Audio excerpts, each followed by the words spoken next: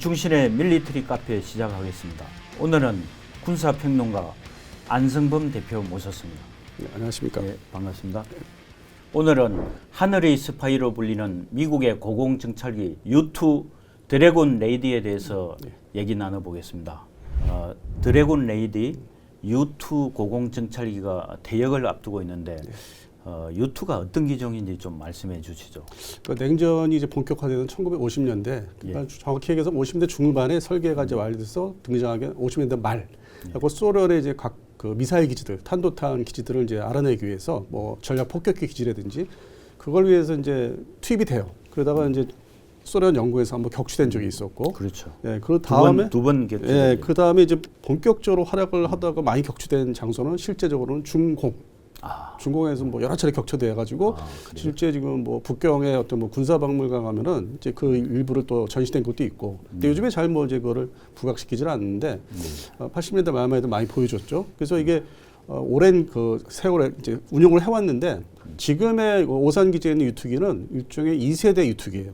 그러니까 2세대. 예, 그 유투기의 외형을 보시면은 1950년대 등장 말에 등장한 유투기는 좀 지금보다 못생겼어요. 단조롭고 좀 작고. 근데 이후에 이제 베트남전을 지나면서 이걸 개량을 해가지고 뭐 날개도 좀 더 길어지고 그리고 동체도 좀 더 길어지고 커지고 그다음에 정찰용 센서도 더 이렇게 부착이 되고 그래서 지금의 유투기는 2세대인데 이건 역시 상당히 좀 오랜 기간 사용을 했기 때문에 그다음에 운영 유지가 어려워요. 그 쉽게 뭐 얘기해서 오산 기지에서 이제 작전 임무를 끝내고 내려오면은 날개가 이게 막 흐늘쩍흐늘쩍하기 때문에 그 스포츠카들을 배치를 해가지고 막 달려가서 날개에다 고정 받침대를 뭐 세운다든지. 그래서 이건 뭘 말하냐면은 운영 유지가 사실 어렵다. 그리고 설계 자체가 근본적으로 1950년대 만들어진 거기 때문에 요즘 시스템 후속 군수지원에는 맞지도 않고 뭐 엔진도 사실 옛날 거고. 그래서 이제 이걸 어떻게 이제 뭐 계속 버티고 했는데 요즘에 이제 스텔스 무인 정찰기라든지 그다음에 우주 항공 자산, 그러니까 우주에서 감시하는 정찰 그 센서들이 이제 많이 발달되고 많이 쏘아 올렸기 때문에 굳이 이거를 뭐 특정 지역에서 운영할 필요 없다. 그래서 퇴역을 이제 결정을 했고 회계연도로 따지면 이제 2027년 회계연도라고 하는데, 근데 2027년 회계연도를 미국에서 이제 얘기할 때는 9월 달부터 시작이 되는. 그러면 이제 연말에도 퇴역이 되는 거예요. 27년 회계연도라는 게 꼭 굳이 26년 회계연도로 이제 끝나가는 거고. 그래서 저희가 이제 예상할 때는 뭐 올 하반기 연말에 완전히 사라지지 않을까. 그래서 오산 공군기지에는 그 고정 배치되어 있는 게 세대인데 실제 그 세대가 같이 있는 거를 보신 분들이 없을 것 같아요. 저는 봤어요. 그거를 옛날에 그 연합사 공보관님이 이제 그 돌아가신 분이 이제 보여줘가지고 그 완전히 오픈된 그걸 경납걸 봤는데 상당히 커요. 그리고 평상시에 이렇게 외부에서 기자가 취재 들어오면은 단체로 그럼 그걸 경납고 문을 내리기 때문에 존재 어디 있는지 몰라. 근데 이거를 정비할 때나 비행 나갈 때 이렇게 잠깐 여는 경우 그때 봤는데 세대가 들어가 있더라고요.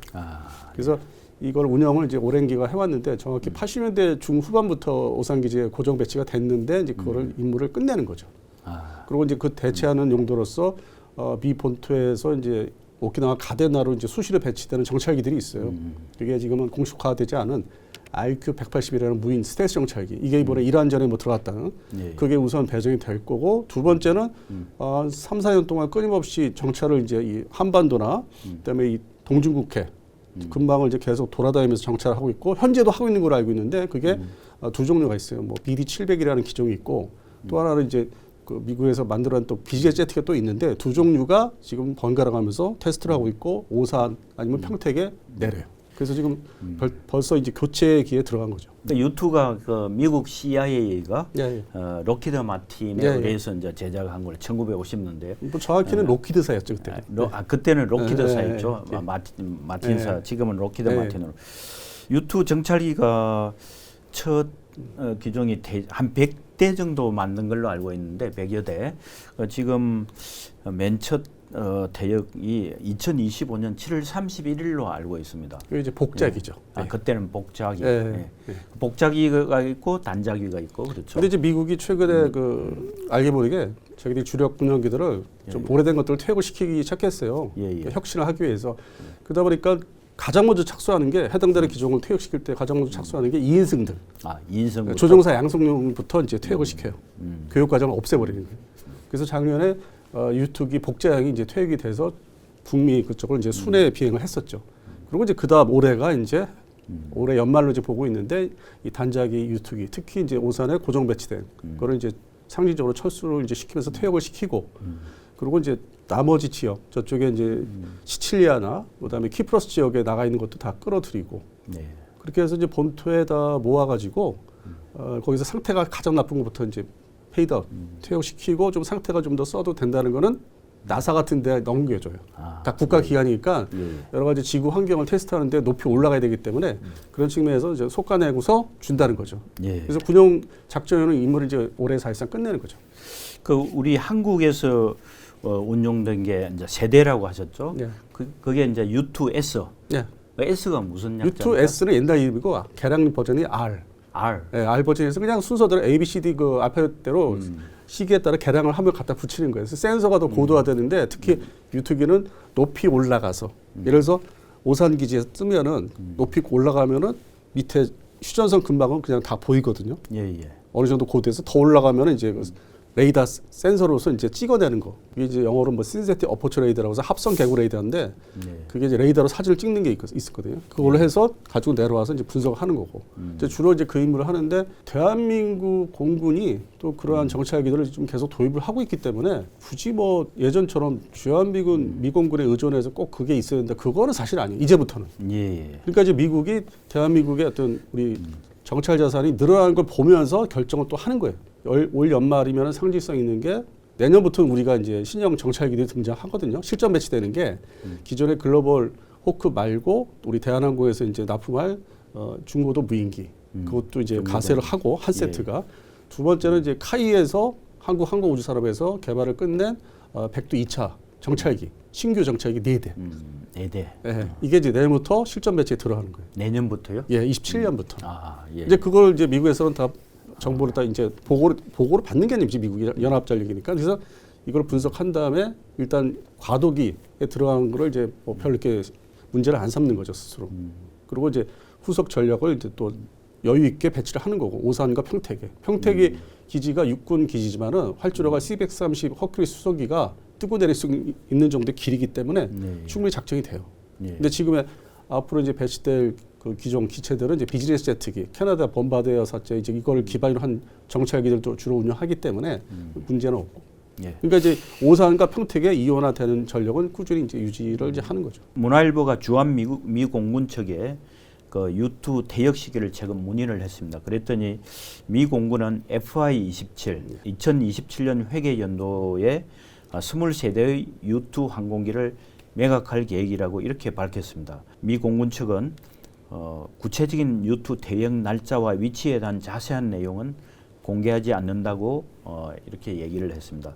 그러니까 여기서 제가 궁금한 게 퇴역이 아니고 매각이라고 했는데 그러면 뭐 다른 나라나 아니면 다른 기관에 팔아 넘긴다. 다시 이제 개량을 한다는 얘기 같은데 이제 그게 대해서 좀 어떻게 보면 중복되는 얘기일 수 있는데 앞서 말씀드린 기억이 나는데 첫 번째는 이제 미국의 회계연도 예산 지출 회계연도가 이제 10월 1일부터 이제 시작이 되는데 작년에 이제 주한 미공군의 A-10 그 공격기 그거를 이제 그 먼저 회계연도에 맞게 해외에 나가 있는 유일한 A-10이었거든요. A-10 공격기. 그러니까 작전이 실전 투입이 아니라 이제 대비하는 그걸 먼저 끌어들여요. 그렇게 해서 이제 퇴역을 시켜요. 그 부대 해체하고. 그래서 그런 측면에서 보면은 주한 미공군에 지금 배치가 있는 U2 정찰기 세대를 이제 일단 본토로 이제 회수해서 한 자리에다 모으는 거죠. 말씀하신 대로 23대라는 거를. 그래서 다 한 기지에 모아놓고 그 마지막 27년도 이제 9월 30일까지 다 퇴역을 시키는데 그 전에 이제 조사를 하죠. 기체 상태들을. 뭔가 좀 더 비행을 시킬 수 있는 게 이거 없을까? 좀 아까우니까 한꺼번에 다 없애기 뭐 스크랩 처리하기도 어렵고. 그래서 상태를 다 면밀히 들여다보면은 제가 예상하는 거는 한 3대에서 5대가 더 비행을 할 수 있는 그 부분이 해외 매각이 아니야. 이 대상은 이 유투기는 전략 정찰 자산이고 해외에다가 판매한 적이 없고 다만 대만 공군에 자기들이 CIA가 관리하면서 60년대 빌려준 적은 있어요. 중공 대여를. 근데 감독하에. 그래서 중공 본토에서 많이 격추된 게 이제 그런 사례인데 CIA에서 또 교육을 시켜요. 대만산 조종사들. 그런 과거사가 있기 때문에 이건 판매라는 개념이 아니고 빌려준 적이 있는데 그거는 옛날 1세대 유투기였고 지금의 2세대 유투기를 어디다 넘겨줄 수도 없고 운영 유지가 일단 돈이 많이 들어요. 이거. 미공군도 그것 때문에 이제 이걸 없애는 거고 차세대 어떤 정찰 자산으로 넘어가는 게 그런 이유고 그래서 한 자리에 이제 모아서 그래도 또 지구상의 무슨 환경 이런 걸 이제 계속 관측하고 알아봐야 되는 게 있어요. 대기에 뭐 수집돼야 되고 대기의 공기질 어디서 뭐 핵실험했는데 그게 뭐 흘러 들어서 뭐 바람을 타서 대서양을 건너고 태평양을 건너 이런 조사하는 그러니까 비군사적인 거 용도로 나사 미 항공우주국에 그걸 이제 넘겨요. 그런 또 일종의 군대로 얘기하면은 비행단인데 여러 종류의 그런 옛날 항공기들이 좀 특수 임무에 맞게 돼 있는 게 있기 때문에 거기서 사용을 하는데 지금 현재까지 사용했던 거는 또 옛날 그 구형 경폭격기가 있었어요. 뭐 B-57이라는 거. 그게 또 날개를 개조해서 길게 해서 유투기가 고고도로 해서 그런 이제 관측 수집을 했었는데 그러한 부분을 대체하는 정도로. 그러니까 순수한 민간 과학 용도죠. 한편으로는 거기에서 얻어진 데이터가 이제 군용으로 정보를 줄 수 있는데 겸해서 이제 그런 정도로 넘기지 않을까 자국 내에서. 아무래도 이제 성능 개량을 하고 예. 뭐 레이더라든지 뭐 여러 가지 예. 성능 개량해서 이제 그렇게 그러니까 이제 민간 하면, 용도, 예. 정찰 용도에 맞게 또 개조를 예, 하는 예. 거죠. 예. U2 정찰기가 예. 이제 70년 가까이 네. 세계 영공을 누볐는데 이게 유인 정찰기인데 그럼 앞으로 무인 정찰기 시대로 넘어가는가요? 아니요, 지금 뭐 그것도 앞서 말씀드린 것 같은데 이게 저 호남, 그러니까 무인 정찰기 또 제트 엔진 기반으로 한 이제 RQ-180 같은 거 그거를 이제 절반 정도 도입을 하고 이거조차도 도입하는데 사실상 본격적으로 한 20여 년이 걸렸어요. 원래는 이러한 기체들이 2002년도부터 교체를 하려고 했었는데 아프간전, 이라크전, 대테러전 때문에 예산이 배정이 안 돼서 미루고 또 기술이 발전이 안 되고 왜냐면 이제 고속으로 비행하다 보면 이제 어떤 실시간 뭐 데이터 링크 문제도 있기 때문에 그게 20년이 지나면서 이제 완성이 어느 정도 미국에서는 되고 무인화 다 시킬 수는 없고 절반은 이제 그거를 본격 도입을 하고 그래서 그거를 실전에 본격 투입한 거는 이번에 이란전. 예. 거기에 이제 비공식적으로 RQ-180이 많이 정찰 들어갔다 하는 거고, 그래서 그게 절반이 차지할 거고, 절반은 또 이게 어떤 운영 정비, 그 군수 지원이 용이한, 그 다음에 내부에 좀 탑재를 센서 같은 걸 탑재해서 이렇게 승무원들이 탑승해서 이렇게 볼 수 있는 데이터 처리할 수 있는 비즈니스 제트기, 보통 19인승.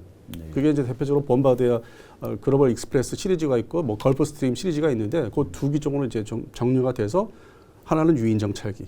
근데 정찰기라고 하면 이렇게 외부로 보면은 지금의 유투기 같은 그 느낌이 없이 그냥 무슨 개인 자가용 비행기가 날아다니나 이렇게 이제 모르는 사람 이렇게 위장할 수 있는 쉽게. 근데 이제 물론 군사 부분에서는 이제 알 수 있지만은 그래서 두 가지 분야를 이제 혼합하는 그로 넘어가는 거예요. 혁신을 하는 거죠. 기존에는 그냥 노골적인 정찰기가 그냥 돌아다녔다 하면은 이제 이것도 너무 많이 사용해서 퇴역을 이제 시켜야 돼. 무엇보다도 운영 유지가 어려워요. 옛날 시스템이기 때문에. 근본적으로. 우리도 백두 건강 그 유인 정찰기가 있듯이 계속 이제 같이 병행을 해서 한다는 얘기죠. 그래서 우리 백두 2차 앞으로 이제 내년부터 실전 배치된 4대가 그것도 비즈니스 제트기 기반이에요. 그거는 이제 프랑스 다소사의 펠콘 제트기를 이제 도입해서 안에다 내부 개조해서 센서를 다 장착하고 승무원들이 탑승할 수 있게끔 이 비즈니스 제트기로 전반적으로 유행으로 넘어가는 거죠. 그래서 한쪽에서는 또 이제 무인화된 제트 엔진 기반의 정찰기로 가는데 사실 그동안에는 아프간전이나 이 대테러 전쟁 할 때는 프로펠러의 정찰기, 뭐 프레데터라고 하죠. 근데 이것도 이제 한계 왔죠. 20년 만에 이란에서 계속 격추를 하니까 이게 속도가 근본적으로 느리니까 빨라봤자 뭐 500km 시속. 그러니까 격추하기 쉬운 거예요. 2차 대전 전투기 상대하듯이. 그래서 일단은 고도를 더 높이고 좀 더 속도가 나는 여객기 속도는 4대는 고도도 높이고 그래서 비즈니스 제트기로 넘어가는 거예요.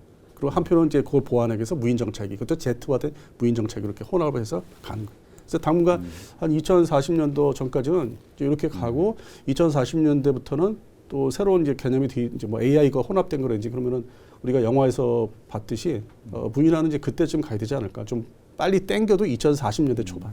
예. 지금은 이제 과도기에 또 들어가는 거죠. 아무래도 무인 정찰기와 유인 정찰기가 할 역할이 좀 다른 것 다르죠. 같습니다. 네, 서로 상호 보완하는 거죠. 상호 보완하면서 그렇게 가야 되고